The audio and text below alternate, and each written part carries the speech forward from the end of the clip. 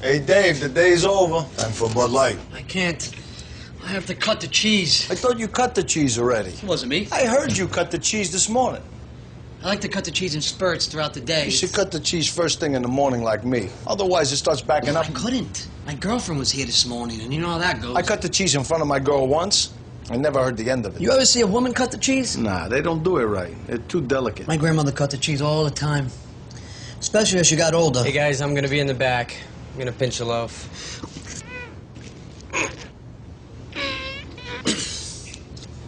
Want me to pull your finger? Will you pulling my finger help me cut the cheese? Oh, yeah. If I pull your finger, you'll be cutting the cheese within seconds.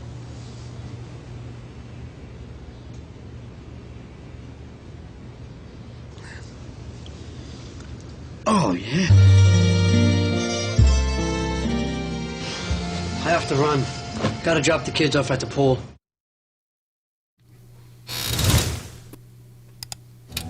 Hey, take a Bud Light. Oh, wait. There's more. It's a Bud Let's Light see the gender rest. makeover. Makeover? Have we tried that before? I don't know. Check the memory bank. Nothing. Must be new. All right, let's drink this puppy. Tip initiated. Tastes like homo. Taste buds approve? Let's show we like it. Commencing homo face. Ooh, too much. Too much. We're on the road to energy independence. By the year 2022, North America will be energy independent, and by the early 2030s, the United States will be totally, completely energy independent. We're the world's largest producer of petroleum and natural gas on the earth, including Saudi Arabia and Russia.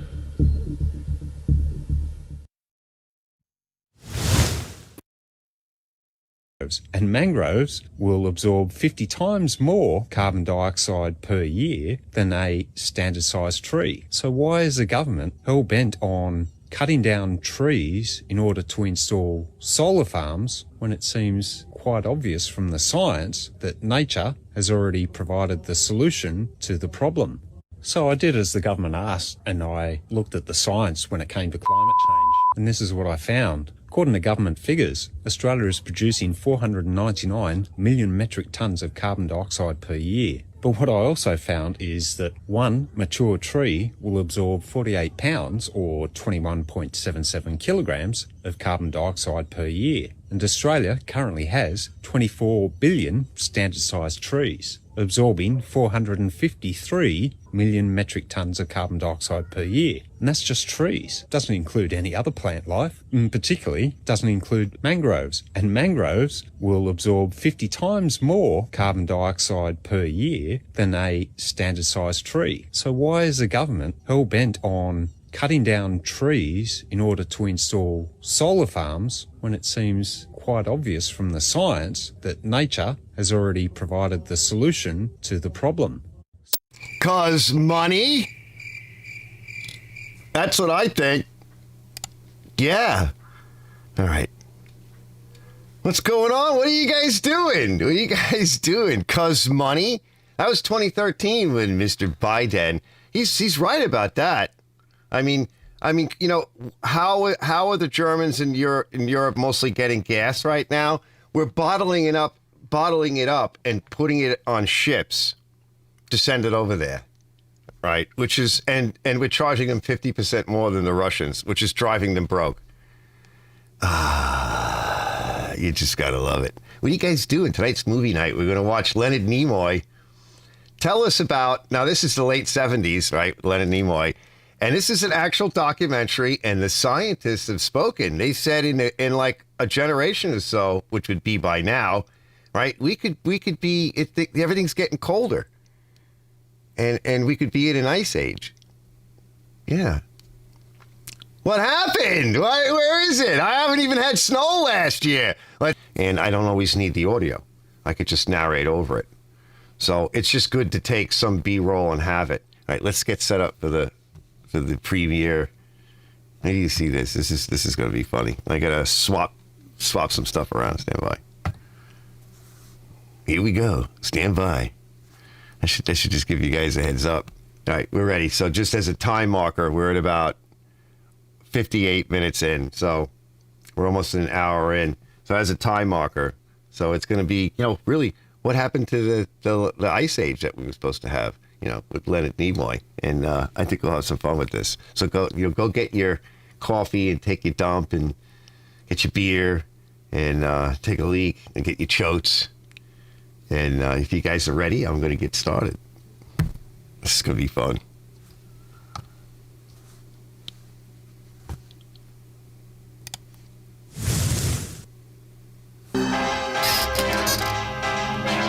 All the music. There is little doubt that someday the ice will return. At least 8 times in the past million years, it has advanced and retreated with clockwork regularity. If we are unprepared for the next advance, the result could be hunger and death on a scale unprecedented in all of history. What scientists are telling us now is that the threat of an ice age is not as remote as they once thought. During the lifetime of our grandchildren, Arctic cold and perpetual snow could turn most of the inhabitable portions of our planet into a polar desert. Wait, hold on. So this was like the late 70s, right? So their grandchildren, right? We could be having an ice age. Now, wait till you hear there's some more statistics on this that they're going to come out with in a little bit. And when you hear these statistics, you're going to be like, what? What happened, right? What's going on now? In 1977, the worst winter in a century. I remember this. States. Arctic cold gripped the Midwest for weeks on end. Great blizzards paralyzed cities of the Northeast. One desperate night in Buffalo, 8 people froze to death in marooned cars. Pat Bushnell was on the road that night. Traffic just absolutely stopped. I was afraid of being stuck in the car all night long. Look at those cool old cars! The cold and the wind, running out of gas. And then what? I think that if we had to go through a real bad winter, just like we just went through, I think we'd have to think about moving someplace else. Move where? The brutal Buffalo winter might become common all over the United States. Climate experts believe the next ice age is on its way. According to recent evidence, it could come sooner than anyone had expected.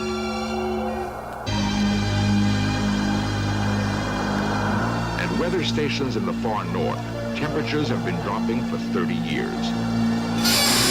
Oh, what? Long free of summer ice. Wait. For 30 years. Hold on a minute now. Hold on. For 30 years. But this is like late 70s, right? Maybe 80.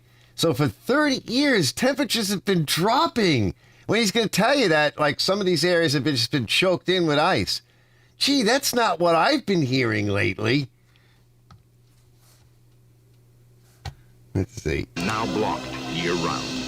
Oh, really? According to some climatologists, within a lifetime, we might be living in the next ice age. Wow. Of the 9 planets in our solar system, only Earth has conditions favorable to human life.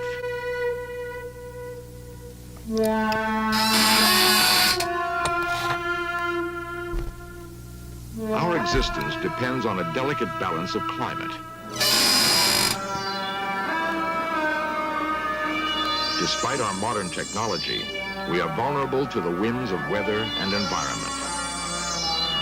Blanketing large areas of the Earth's surface, great storms are among nature's most frightening events.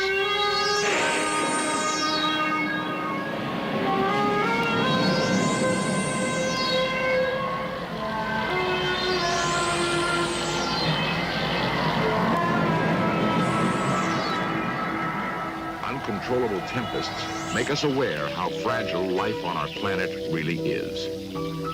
The comfortable cycle of spring sowing, summer growth, and fall harvest is, in terms of long history, abnormal.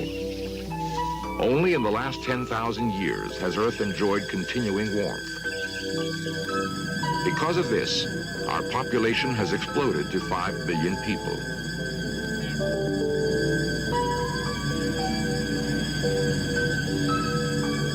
For most of the last million years, however, whole continents were buried by ice.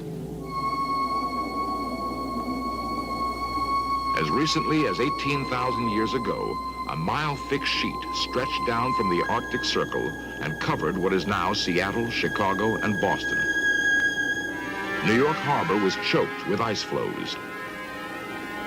Winters were cold and snowy down to the Gulf of Mexico. All that remains of the great glaciers that once covered North America are the ice caps of the Canadian Arctic. If the ice spreads over the continent again, it is here on Baffin Island in northern Canada that the mysterious process will begin. We look to this lonely outpost for warnings of a new ice age. Straddling the Arctic Circle, Baffin Island is a harshly beautiful wilderness. It is larger than California, but not one tree grows on the entire island. The only vegetation is the stunted plant life of the tundra. Most of the inhabitants are Inuit Eskimos, whose ancestors migrated west from Greenland 1,000 years ago. Today, the island is poised on the brink of ice age conditions, a critical signal post for changes in the Earth's climate. According to geologists, the last major ice age began on Baffin Island 115,000 years ago. Perpetual snow spread southward over the continents.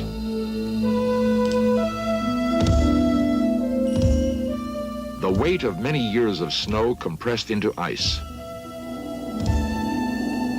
The ice grew thicker until it covered Canada, the northern United States, and Europe to a depth of 2 miles. For 100,000 years, the ice remained over large areas of the continents. Then, it retreated to the Arctic, and for the last 10,000 years, we have flourished in a warm interglacial period.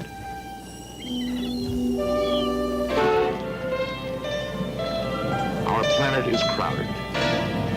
What will we do when the fragile balance of climate shifts from today's abnormal warmth and the next ice age begins? One of the questions that I'm frequently asked is, when will this present warm interval end? And the best answer to that probably is that it has in fact already ended, and it ended 3,000 years ago right here on Baffin Island.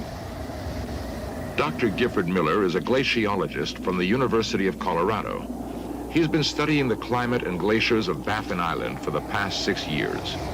For the last 3,000 years, the summer temperatures have been getting colder, and the amount of precipitation, rainfall and snowfall has decreased, so that the conditions have been drier and colder. And at the same time, the glaciers have expanded. In the most recent expansion, which occurred between 300 years ago and the turn of the present century, the glaciers attained their most extensive positions that they had during the last 8,000 years. Well, that's not what they tell us nowadays. So who's right? Right? I mean, is it this guy a few decades ago? All right. Or is it what we hear now? The summer of 1972 was one of the most severe summers on record, and the ice never melted that summer. And when I returned to Broughton Island, one of the local settlements here, talking to the Inuit people, and they could only tell me that their fathers had told them of a time when the ice hadn't gone out. This once-in-a-lifetime summer ice has surprised old-time Arctic residents. Ernie Sieber is superintendent of Baffin Island National Park and has lived in the Arctic for over 20 years. We had, in 1973, we had ice all over at the East Coast. The fjords, some of the ice in the fjords didn't even leave. And almost every year since, we had ice moving in and out of the fjords. So it looks like the climate has changed. It looks like it turned colder. Since concern for our weather has increased, the park wardens now take daily records of temperatures, wind, and solar radiation. Weather data from stations all over the Arctic is collected and fed into central computers. Balloons are launched every day to monitor the winds and temperatures at high altitudes.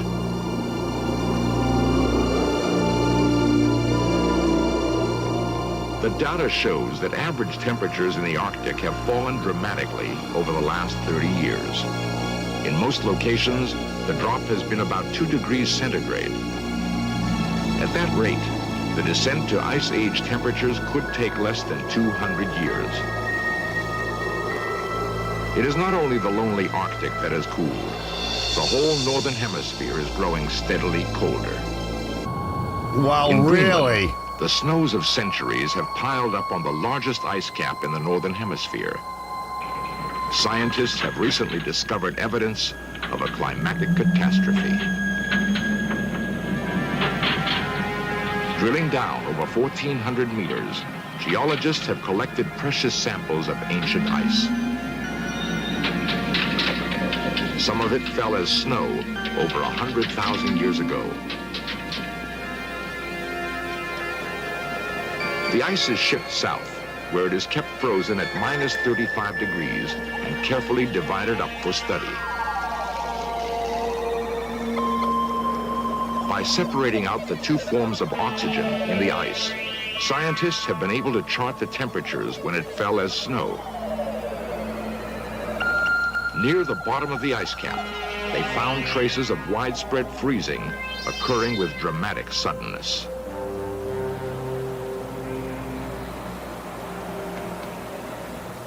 Dr. Chester Langway is chairman of the geology department at the State University of New York, Buffalo. We have evidence from the ice core studies that approximately 89,000 years ago, the global climate changed from one of greater warmth than today into one of glacial severity. It is possible that a tremendous volcanic event occurred, shielding the sun, cooling the Earth's temperatures, and thereby providing the explanation of the advancing glaciers. The significance of this catastrophic event is that within a 100-year period of time, that the glaciers could have re-advanced over the surface of the Earth. It is possible that we may enter into such a cold climate almost instantaneously in the very near future. If the climate does suddenly cool, will we survive the change?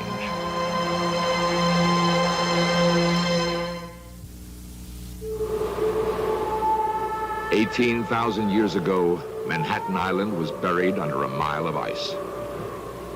Where the Hudson River flows today, there was a huge glacier. Pack ice filled the ocean off Long Island. We're only beginning to understand the cyclic history of the ice, but evidence is mounting that another ice age is due. The most persuasive data comes from beneath the sea.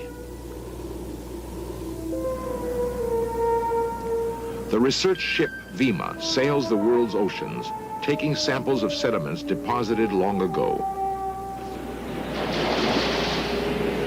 A crew of scientists rig a long cylinder and drop it vertically to the ocean floor.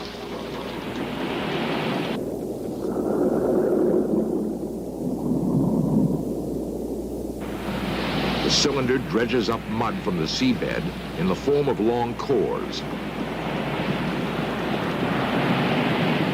The types of tiny fossils found at different levels in the core shows the sea temperatures of the past. Geologists have collected enough sea cores to form a detailed history of climate during the last 1,000,000 years. The cores are analyzed at the Lamont Doherty Geological Laboratory of Columbia University. Dr. James Hayes leads the research. The climatic record in these deep sea cores tells us that there have been 8 ice ages in the last 700,000 years. It also tells us when they have occurred. This provides us with a test of various theories of the ice ages.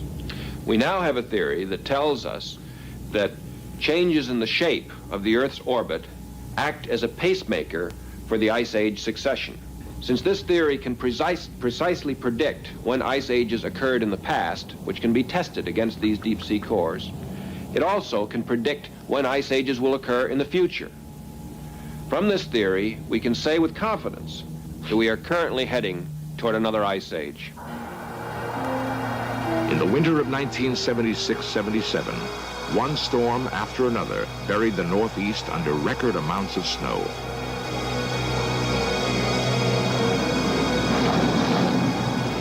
Months of brutal cold made much of the nation seem like the Arctic.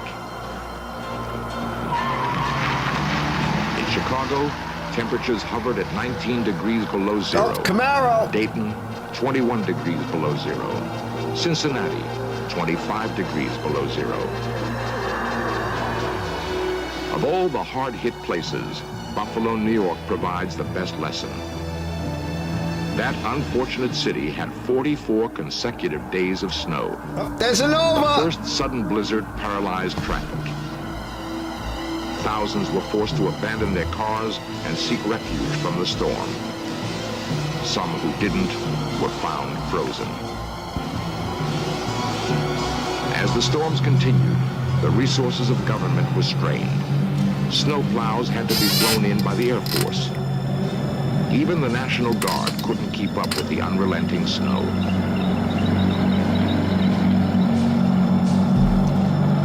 Just how long can a modern city hold out when whole regions are cut off from food and fuel?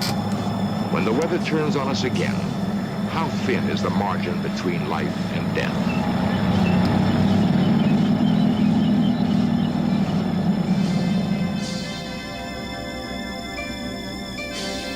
When the snowfall finally stopped, downtown Buffalo lay quiet and deserted. Businesses remained closed for weeks.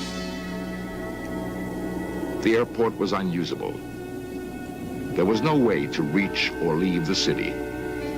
The mail could not go through. Supplies of food and drugs ran perilously low. Ambulances could not reach the sick. For the old and infirm, it was a time of pain and misery. Suppliers of natural gas had to put emergency plans into effect, cutting off thousands of users. Electrical utilities ordered temporary blackouts. Fire engines froze in the sub-zero cold. In the suburbs, strong winds piled the snow in drifts as high as 30 feet. Many people had to enter their homes through second-story windows.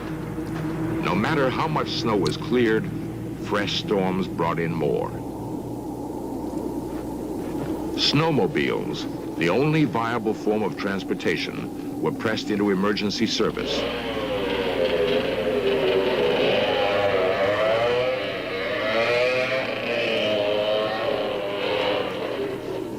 Pat Bushnell remembers how the Buffalo storm began. Terrible. It was the worst winter that we have ever had around here. When I left work, knowing it was bad, but still thinking I could get home, gone maybe 3 miles from work and realized that the roads were closed at that point. You couldn't walk. The wind coming right off the lake at that point, it's right in downtown Buffalo, was so brutal that you just couldn't walk. So I sat for a while, just sat and waited in the car. And finally, realized that it was hopeless. The thought of freezing to death, that's kind of frightening. My worst fear at that point was the children. I was worried sick about them. They were in the house alone. That was the biggest worry. To go through that every year just wouldn't be worth the fight. And it's a fight. It's a real fight. 500,000 workers in the United States were laid off because of fuel shortages. Hundreds died of illness made worse by the cold. Had the storms continued much longer, millions would have been in jeopardy for lack of food and fuel. The experience of 1977 leads us to imagine the disaster the future might bring. In the descent to an ice age, one severe winter would follow another. Eventually, the snows of Buffalo would never melt.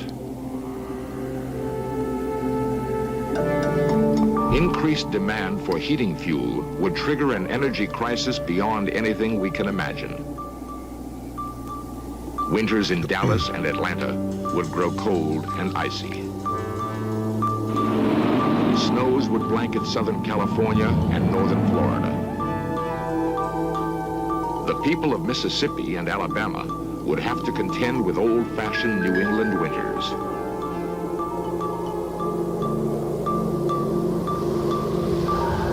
Icy winds would sweep the Kansas wheat fields. Colorado's summer grazing lands would resemble the Arctic tundra.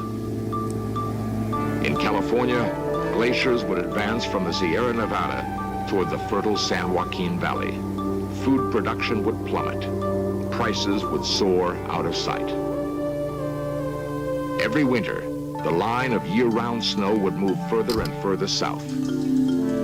If the catastrophic event of 89,000 years ago repeats itself, the ice could return within a single lifetime.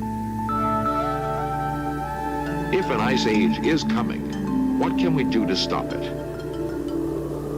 Nuclear energy might be used to loosen polar ice caps.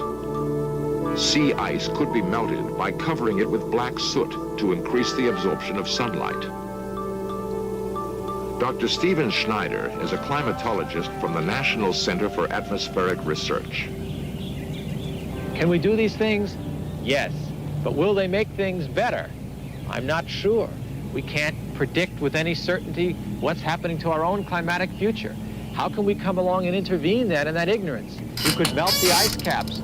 What would that do to the coastal cities? The cure could be worse than the disease. Would that be better or worse than the risk of an ice age? If the polar ice melted completely, sea level would rise 180 feet. New Orleans, San Francisco, and New York would be submerged. Clearly, one of the future's great problems will be to survive the next ice age.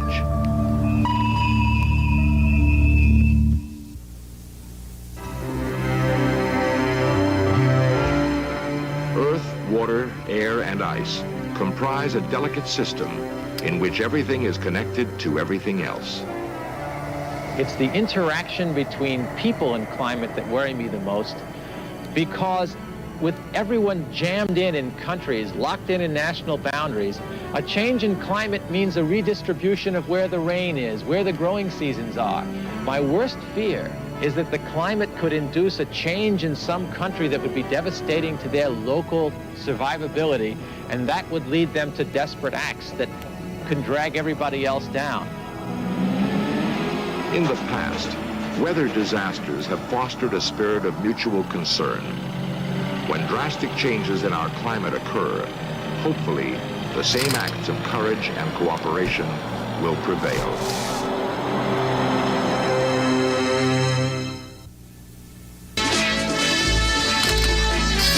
Nice. I just love I love the music. It's so horrible, right? So basically, they don't know. Okay. And they do make assumptions even in this one, because the guy said we can't even predict really what's going on now. Okay. And they do say some things that, like, well, the planet is overcrowded. No, it's not. You could take just about everybody on this planet and shove them in Texas and they'd have at least an acre or so. We all live in very specific areas and the planet is huge. And we just tend to live in these cities. They've got us all jammed into these cities and they want more of it. They want 15-minute cities. They want more people living in cities. They don't want you living in rural areas. And it's because of the kind of economies we have. Also, imagine if it gets colder and darker, right? I mean, it's kind of silly because they were spraying the other day, and what they do is they put they're using aluminized fuel now, which is it's like one molecule of aluminum to like 3 parts oxygen. So it just makes a hotter burn. There's more oxygen in the jet engines. But they're dumping aluminum all over everything, right? Which is a poison to the planet. It's a poison to us, right? It gives you Alzheimer's disease and everything. And as the plants uptake it, the animals uptake it, it changes the pH in the soil. And see, they're such full of crap because on one hand, they'll tell you got to save the planet by what? By killing off the people? Yeah, that's what they want.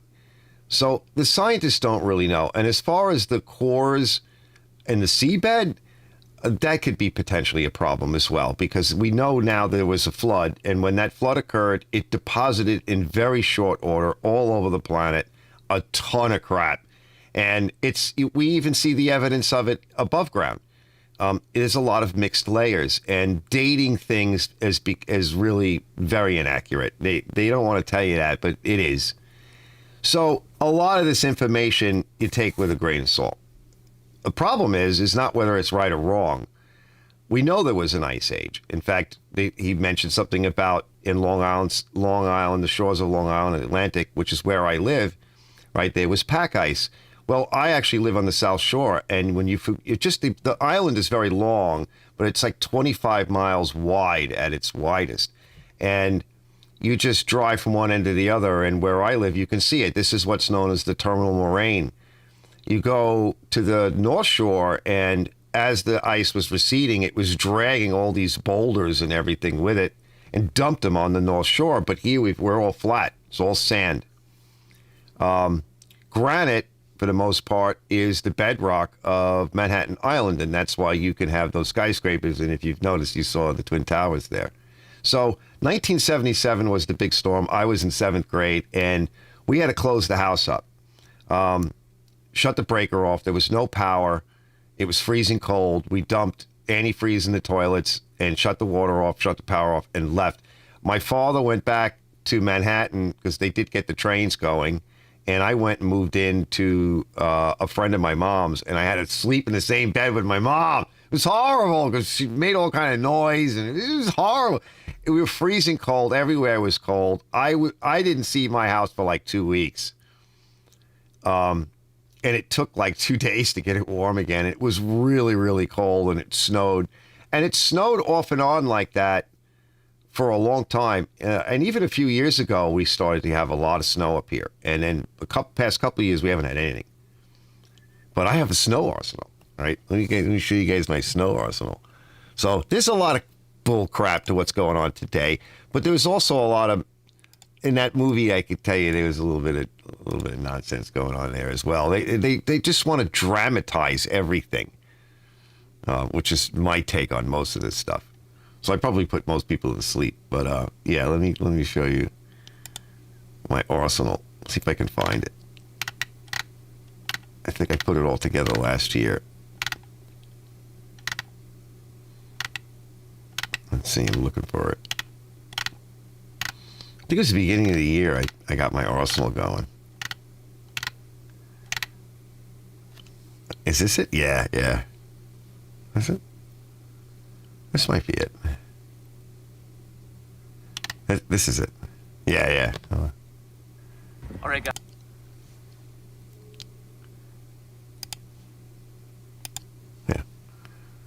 Commercial check break. this out. If you have any type of foot pain or heel pain, I got you foot need to check out pain. these socks. All right, fellas, get you some of this.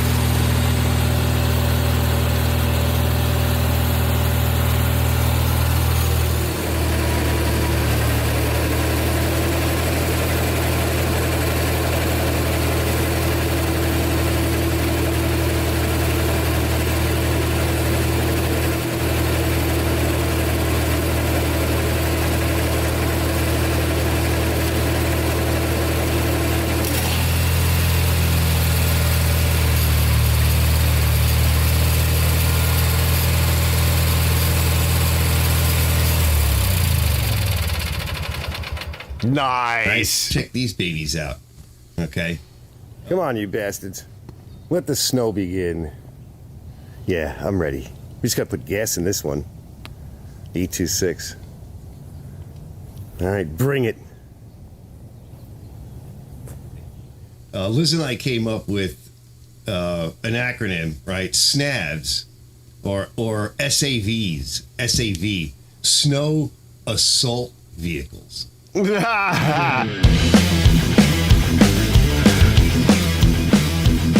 it snow, you bastards! Right? Because we're like in the middle of January now, and all we had was this. Yep. That's all I got. Isn't that sad? Right? It's good. It's good. It's good. I'm happy, right? Because I haven't had to deal with snow and haven't really. Well, I've been ready with the 826, but I'm pretty happy so far. Thing came out really good. There's still a lot more to do. What can I say? Right? You can't make everything perfect, fellas. And hopefully this inspires you to go out there and get you some of this. Oh, telephone! Is that money calling? All right. I'll see you guys in the next one. Nice.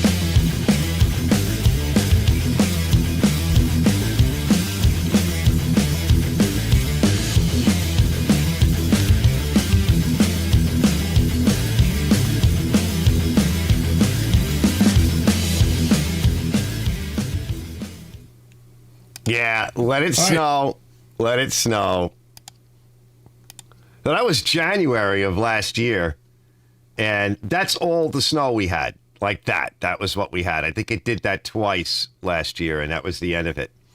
So the year before that was a little bit more. I want to say 3 years ago, I had a big snowstorm, and I was fooling around with the 826, and I think there's a little bit of footage. Let's see if I can find that. So it's been a few years, and a lot of people, even the Farmer's Almanac is suggesting that I'm going to get slammed this year.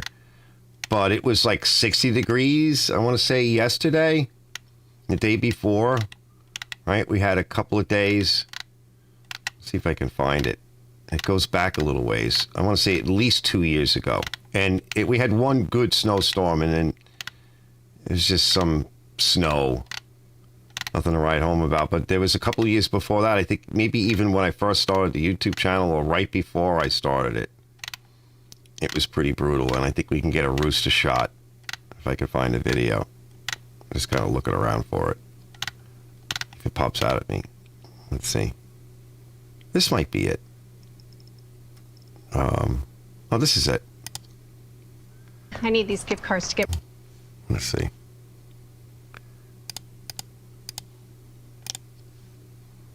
rid of Snow's the computer coming. virus. Perseus. That's me. Mm-hmm. That's who you're named after. Because That's a different snowblower. I got good money for that one.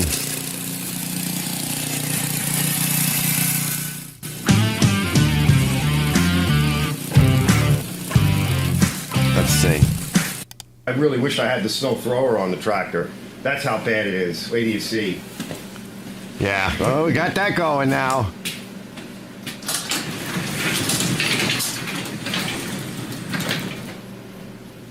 It's a whiteout.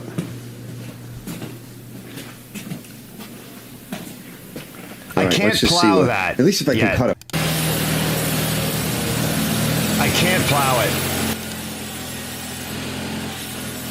I don't have the at the time I didn't have the traction to plow this. I just didn't have it. I might this year.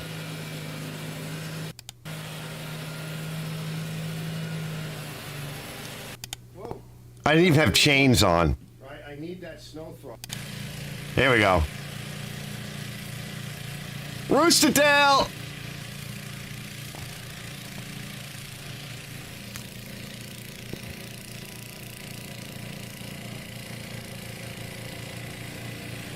That thing's an animal. It doesn't care. It'll go through the wall.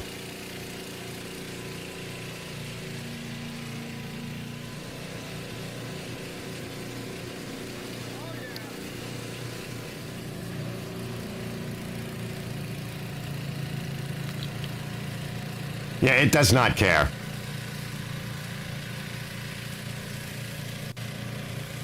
That's like a 20-foot throw.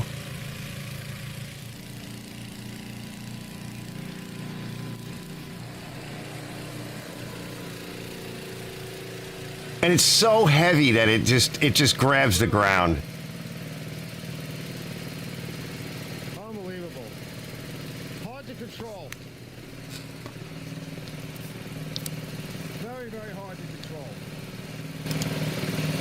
All right, I'm going to do a little bit more.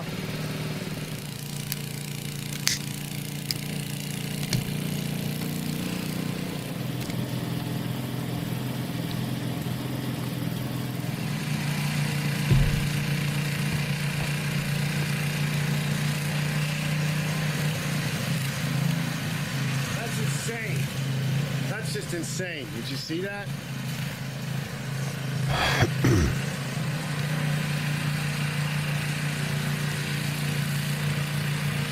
Look at that.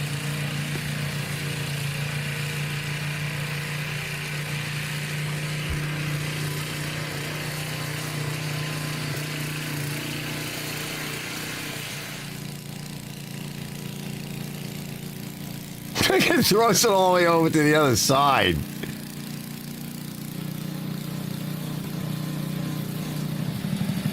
That's insane. All right, I got work to do. Later. All right, so I do have a common problem.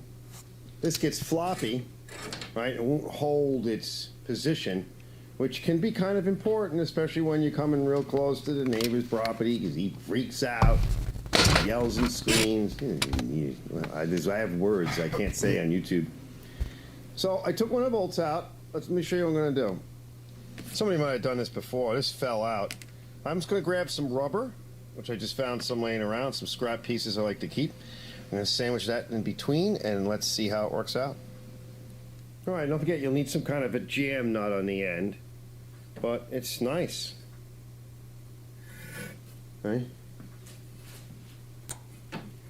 Yeah, you got to put some effort in it, but I just left that all full length so that this way, maximum, friction. It's perfect, nice and smooth, and it'll stay where it is. So this thing's doing really good. I have some complaints with it. Did we lose a chain? I think this chain got bent. What's going on with this chain? Something not right. A couple of complaints. This side, right? The locking mechanism down there, the pawls, right? When I go in reverse, it will chatter. So we got to look at that.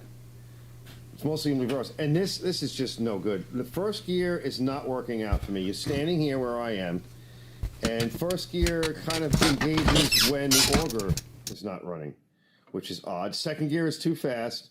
Third gear is useless. It's like, that's for like when you're moving the machine someplace. And the handle, I have to, get up on this machine and to try to work the handle. It's too low. So what we need to do is we need to bend something that brings the handle up more.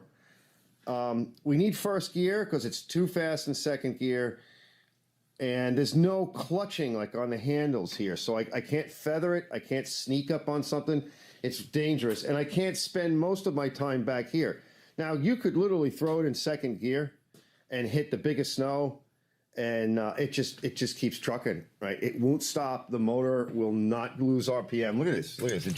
It just stopped snowing. It's almost 5 o'clock. Right? It's an absolute mess. All right, look at the size of that. It's almost up to that table over there. Everything is buried. So we'll come out tomorrow and deal with it. The plow won't push through this. It can't get the traction to do it. So, all right, tomorrow's another day. Snow Wonderland. Show your daughter how much you love her with this beautiful That's like Snowmageddon. It's not terrible. It says, to my daughter. 8:01 p.m. What are you doing, Arch?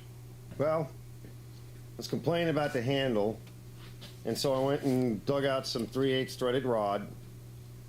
And so this is threaded.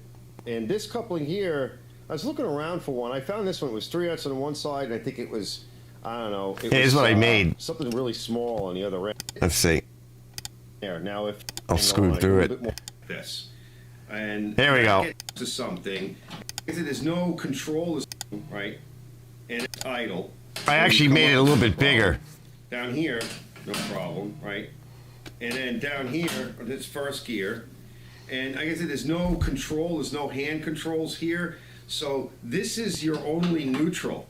So if you want to come close to something and just kind of lay it in and get a little bit closer, you're going to be standing over it like this. And that gets tiring on your back, especially for somebody with a bad back. Now, I think if we bring it up another couple of inches, maybe make it level with at least this, and then when I come all the way back, right, that's the reverse. She's still not really engaging right. I also think that this spring isn't strong. Yeah, there's problems with it. I fixed it. Fine, but oh, here we go. To get, there's no real force on any of this, right?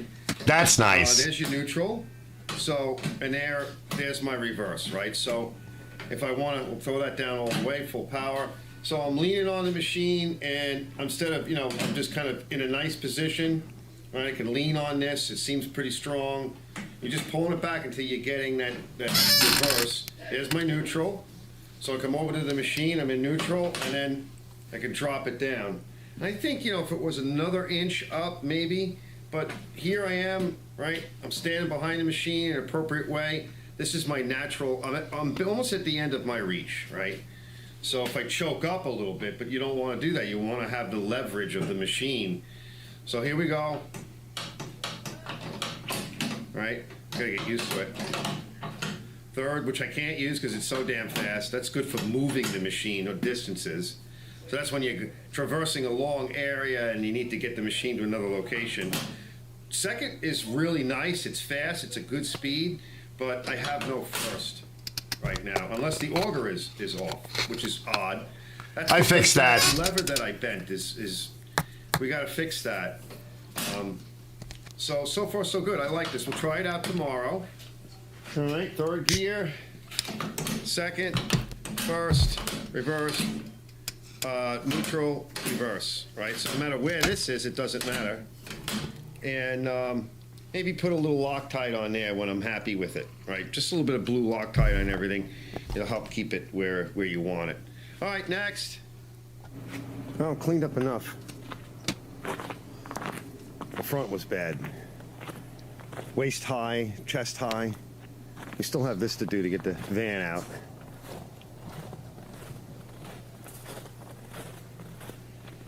That's a sea of snow, and to get to the back door. That's tomorrow. End of the day report, I'm shot. Tractor's useless. The tires are not the right tires for it, but these are skid steer tires.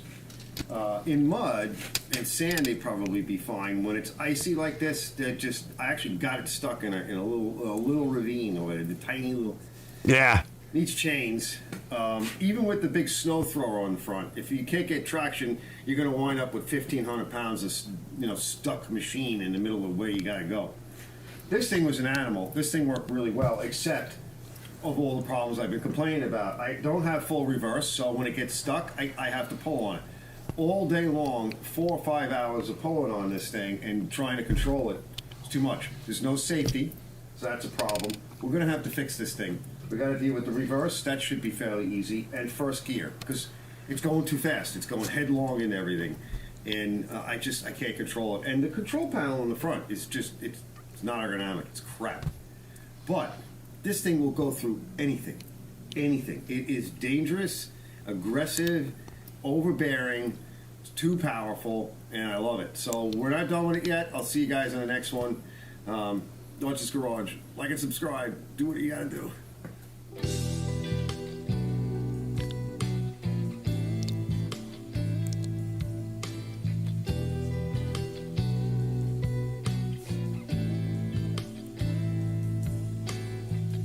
It is a nice machine.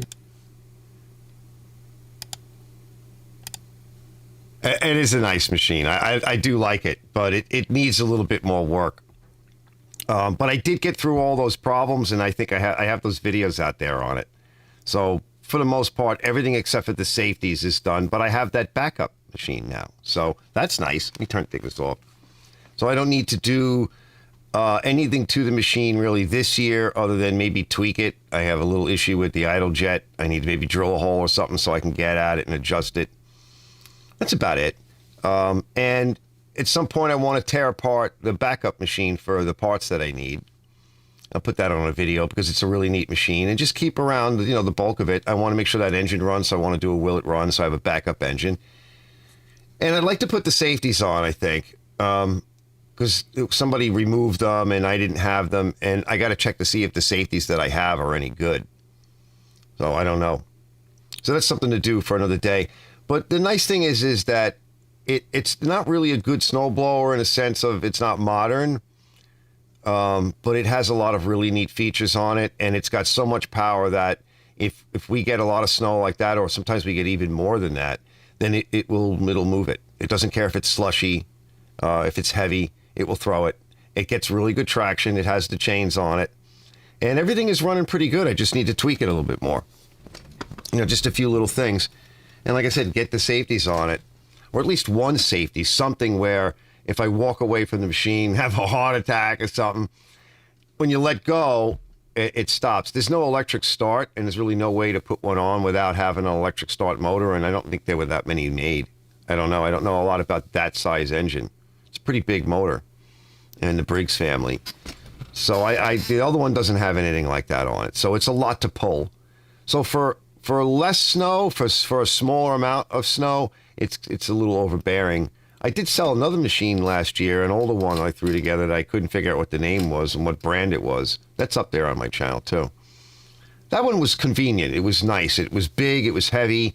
It had like 8 or 10 horsepower Tacumi on it, and an electric start, and it was very well behaved. It got pretty good traction. It threw the snow okay. It was adequate. For lighter snowstorms, it was perfect. For the bigger ones, this thing is it. This thing's the animal.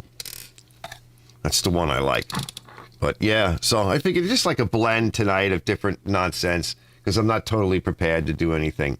I did a show the other day on the headset that's down here, and that was a lot of fun. So tonight is just kind of, I want to make sure I stop at like 2 hours and be done with everything and get out of here. So let's see if there's anybody left in here. Nobody's chatting, so I'm pretty much at the end of my rope. We have a couple of people hanging out, which is kind of cool. But yeah, this is a nice machine. I had another little shot of it somewhere. What did I do? I did something. That was the one that I put up a couple of days ago, and I got it running. Let's see, it was 11 days ago. And I hadn't started it in like 2 seasons. Because last year I didn't bring it out. I moved it into the garage, and it didn't snow. So there was no point in even starting it. I didn't even put gas in it, which caused me a little bit of an issue this year, trying to get it running again. So let's see what else is going on here. Yeah, nothing else is really going on. I'm tired, so I'm going to get out of here tonight, fellas. Working all day and yesterday, and I might want to try to do a little bit more tomorrow. I don't know. I got to move a few machines around, get some inventory in here, and get some stuff out. I might have to. I think I'm going to move the Sears Custom outside and put a bag over it, pull the battery out of it. I'm not going to do anything with it anytime soon. I have other projects. I got the mini bike to do, a few other things. Got the blower to finish, maybe the other blowers. I got the custom snowblower to do. I just have like a bunch of stuff. And before I go back to the Sears Custom, I have that cast iron motor that needs to be tested. We need to get that thing running and fire it up and see if it's a runner for the Sears Custom. And if it is, I'll have it running, then I can put it to the side, and then when I get a chance, I'll pull the motor off of the Sears Custom. We'll take it apart. We'll go in there and see how bad it is in there, because I need the crankshaft. And hopefully the crank is good, and it should be able to fit on this cast iron jammy that I have, which is basically the same motor, except it's a cast iron block. It's just got the wrong crank. Now, I could put adapters on it. You know, I could get different pulleys. Oh, is that Mike? Oh, Mike is saying hey. He says, "What's the dealio?" He's just checking in. Yeah, let me say hey to him. Yeah, what's up? Yo.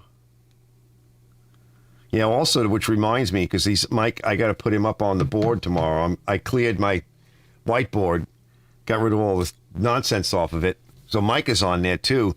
I want to put the Sears Custom.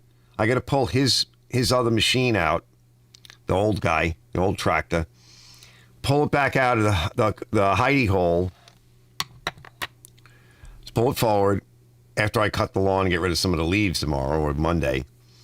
And then I'm going to put the Sears Custom back up against the fence and cover it, and then put his old machine in front of that, because we're going to be pulling his old machine out soon, pulling the wheel weights off and pulling off the plow assembly. And then I can put that to the side over here by the shop and put that machine back. And then we got to get, before it gets cold, that's no reason why I want room in the shop. I want to see if I can get the 2 Sunstars in the shop. So I want to clean his Sunstar. So I need room, and I got the motorcycle in the way.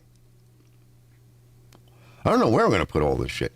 Mine might have to get kicked outside and just put in front of the garage and maybe throw his cover on it.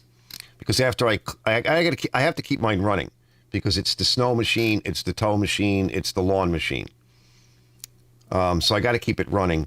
And I got to leave enough room to, I don't think I have to do anything really to it. I think the oil is all good. I just need to be able to get to the snow thrower or the snow plow and pick them up. And I think I have them situated where I can get to them easy, pick them up with the machine, and then I can just connect it. It's not hard to connect, right? It's pretty easy to do. So I got to get Mike's clean. So I did a lot of cleaning today, and I got a little bit more cleaning to do, maybe this week. Get one customer out. He's been waiting for a while. The customer in front of Mike is the guy with the snowblower. He's in front of Mike. That machine's been here for a couple of months. Get that out of here. That'll free up some room. He'll grab that right away as soon as I'm done with it. So that'll free up some room. And, I mean, what I got maybe 2 weeks left.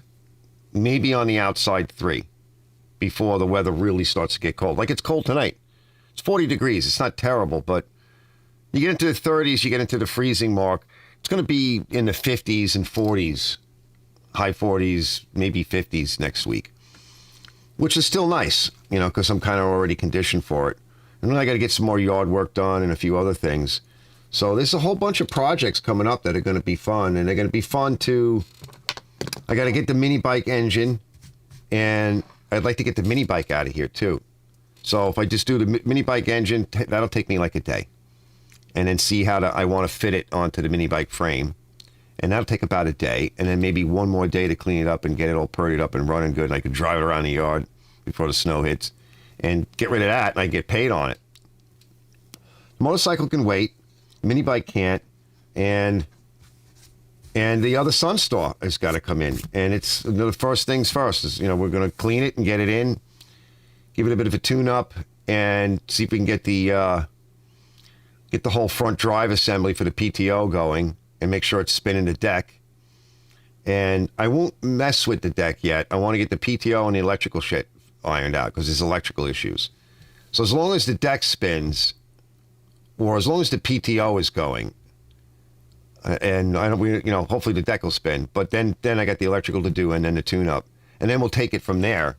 We'll see what else he wants to do from that. Try to get the thing as mint as possible, before he takes it. But we'll just do one step at a time.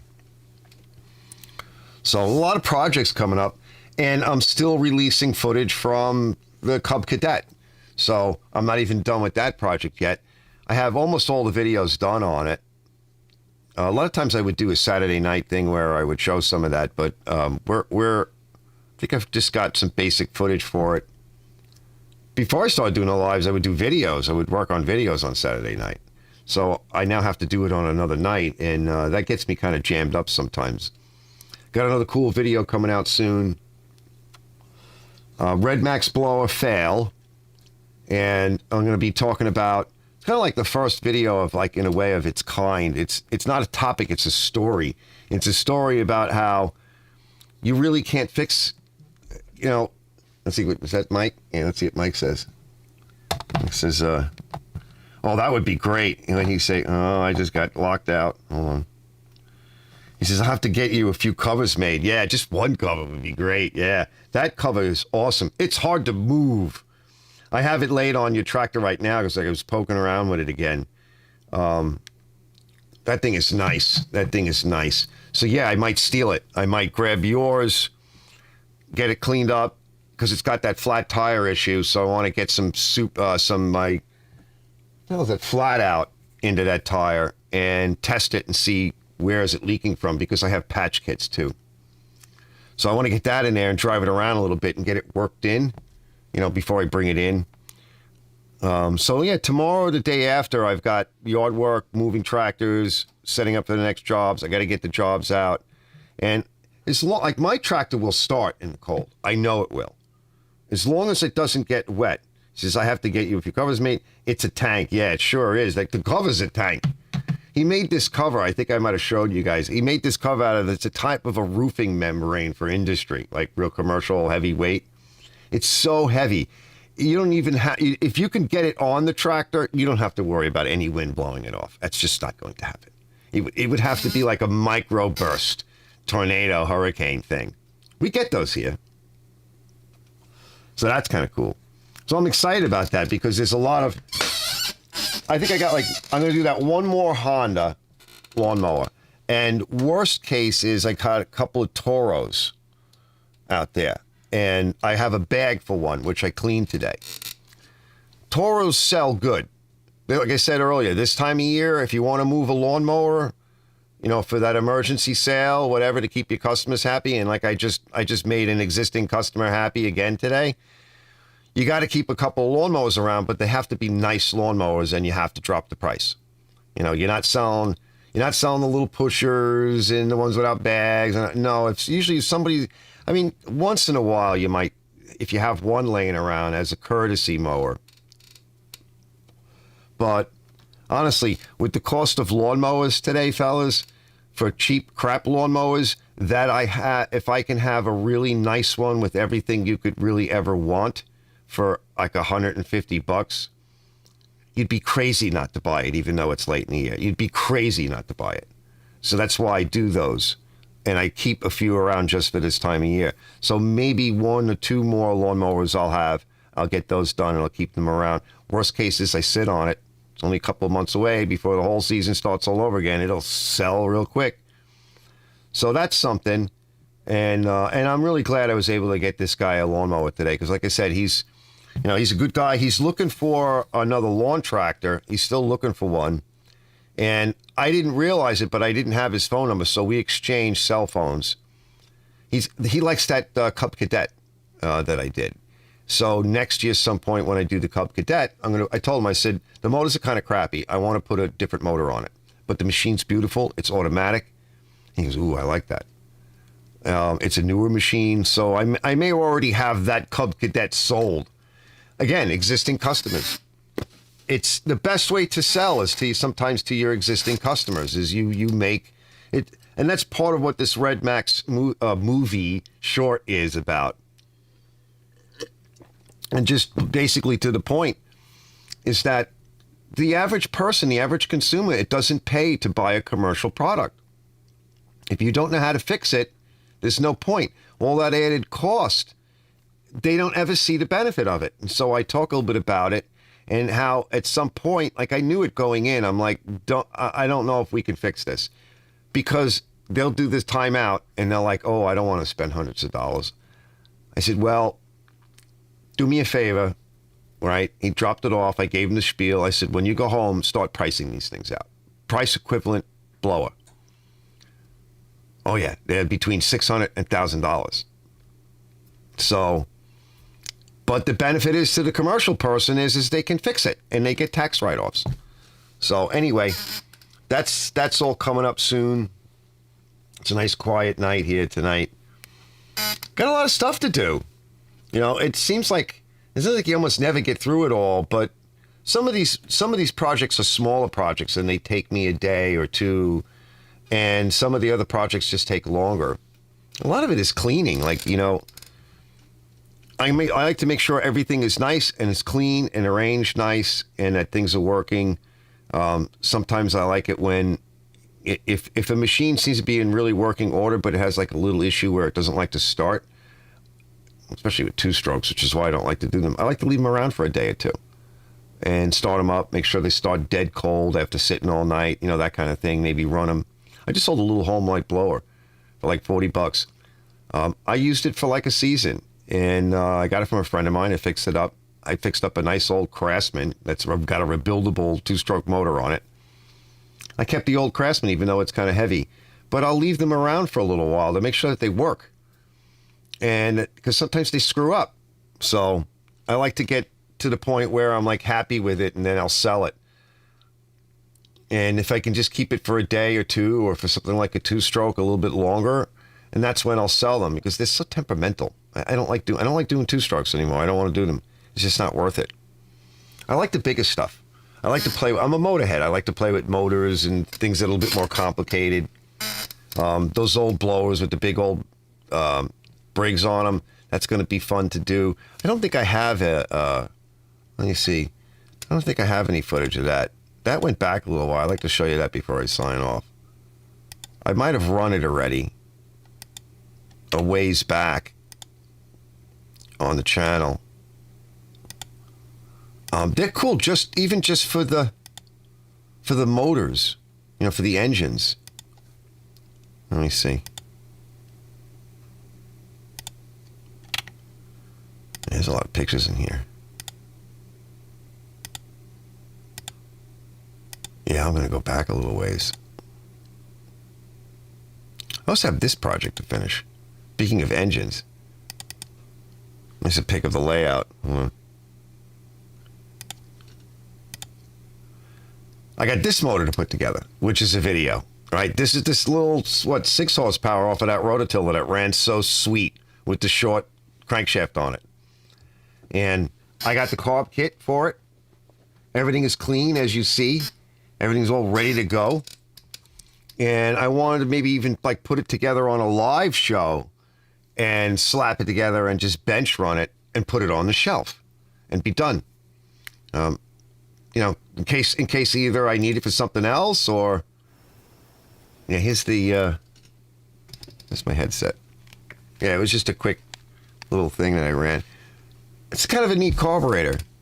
It's got a little gear on it over here for the choke. Like, these were nice carburetors. Let's see if I could find the rest of it.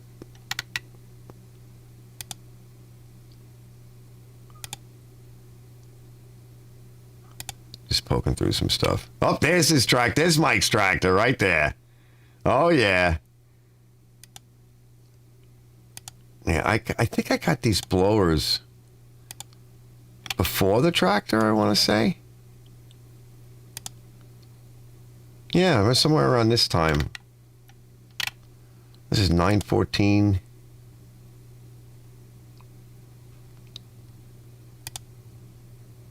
I still have a lot of lawnmower videos to put up. I got a ton of them. I haven't had the time to go through them and make videos out of them. Yeah, somewhere around here. Is that it? I don't think he brought them then.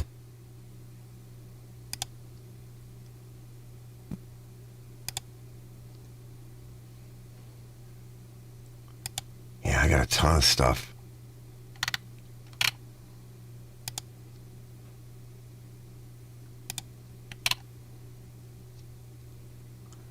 I'm not seeing it. If summer goes by quick.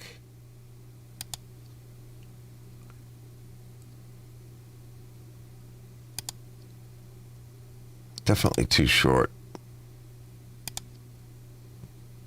I'll have to dig them out and take some more footage of them.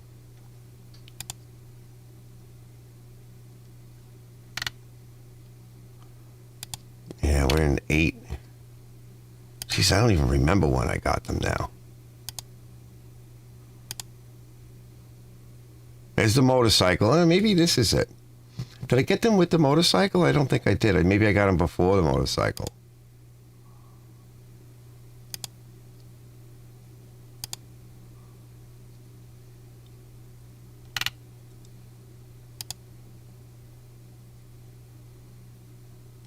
Wow, I haven't looked at this stuff in a while.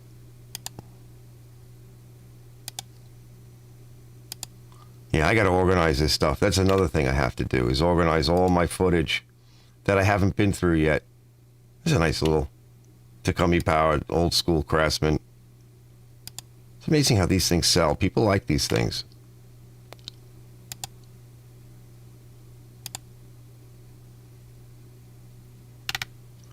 Yeah, I don't know. I don't remember. I don't think so. I don't think we go back this far.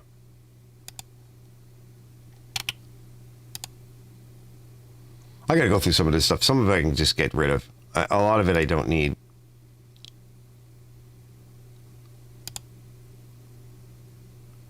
Yeah. Yeah, it's time.